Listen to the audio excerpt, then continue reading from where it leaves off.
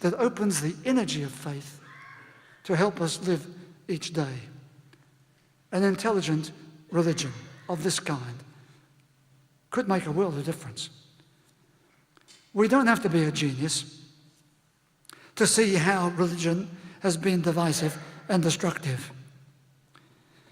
A terrible display of human beings at their ugliest.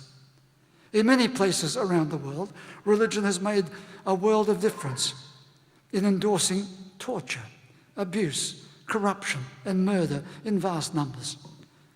Religion can be the most unforgiving of human experiences, often justified by appeals to the Scripture, or to the will of a God up there, or to some cause. We need to find ways to say an intelligent religion opens the doors to a different interpretation of life, opens the doors that takes us out of that intolerance and that closed way of thinking into a life of dialogue where we talk with each other in a more intelligent way. Martin Buber, the Jewish philosopher, wrote these words years ago. He said, "The basis of man's life is twofold, and it is one. It is the wish of every man to be confirmed as what he is and what he can become, and the innate capacity in man to confirm his fellow man in this way." That would make a world of difference if we could search for that confirmation of ourselves, and if we could give that confirmation to other people. It comes very close to the teachings of love found in the Scriptures, found in religion. The love of self and the love for each other is fundamental to an intelligent religion. But it takes a great deal of hammering at our human resistances, our human prejudice and impatience to embrace what form of love will take in our current society. Will we favour mutual respect, confirmation, one of the other? Or will it be sympathy and compassion for this group, but not for that? What will this word love do to our moral imagination? Robert Wright, in his book, The Evolution of God, wrote that love plainly existed long before human history was conceived. Animals felt something, surely it was love, he said, for their kin. They thus identified with the other, felt something for the other, did something for the other, and were ready to protect the other. We human beings have embraced our religion to help us develop that love, to help us transcend our destructiveness, knowing more and more that our destructiveness, if we don't counter that destructiveness, we ultimately destroy ourselves. An intelligent religion would make a world of difference as it brings people and cultures into mutual respect and the life of dialogue. The new faith that we have been proposing here invites everyone to realise how readily we can regress to the old faith. And we do. We regress to the dogmas and the creeds that we rattle off as religion. And as we accept the authoritarian, patriarchal controlling of belief and behaviour. That's what it says, you say, that's what it says. But we forget that Christianity really began without all of that.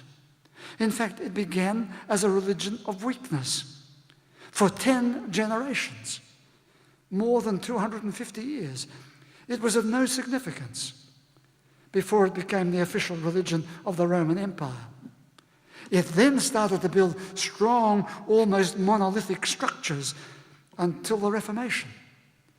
And the Reformation fractured Christendom into those fragments, with Protestants and Catholics continuing to fight for centuries, even to the present day in some places. With many dead, with many more deeply prejudiced, we have to wonder if the Reformation was in fact an intelligent success. But we do know this, that for 400 years we have been able to reflect some of the great gifts that were given to us at the Reformation, the gift of freedom. Freedom that enriches our destiny rather than a fear that would control our destiny. Freedom that opened up the secrecy that broke through the supremacy of popes and priests and gave us freedom for us to search the scriptures for ourselves. A freedom that opened up the one religion to a wide diversity of religious interpretations. A freedom that gave rise to our individuality, to the kind of person and society that wants to move away from that impositional kind of religion from which it arose. So that freedom we've been given. But we know how religion can very quickly restrict that freedom and impose many sanctions. We know how religion has turned cities into places of desperation and fear and countrysides into killing fields.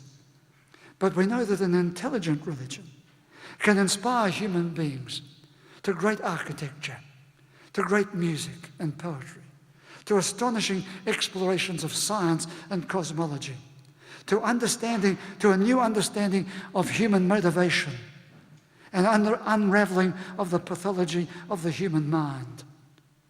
We also want a religion that speaks intelligently to the questions that continue to trouble us, to the tragedies that destroy vast populations and that bring great sadness to individuals.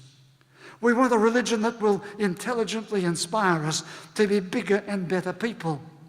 A religion that lifts us out of our fearful, angry experiences and comforts us, encourages us, and consoles us.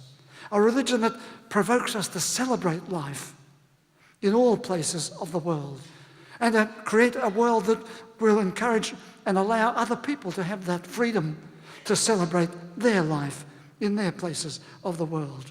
We want a religion that answers our need for a little inspiration and hope in our everyday concerns. A religion that when it touches us at its best, religion at its best, it makes a world of difference. Surely we come here every Sunday. Do we come here? What do we come here for? Does it make any difference? Does it make any difference at all? Or is it something that really does make a world of difference? Would you stand?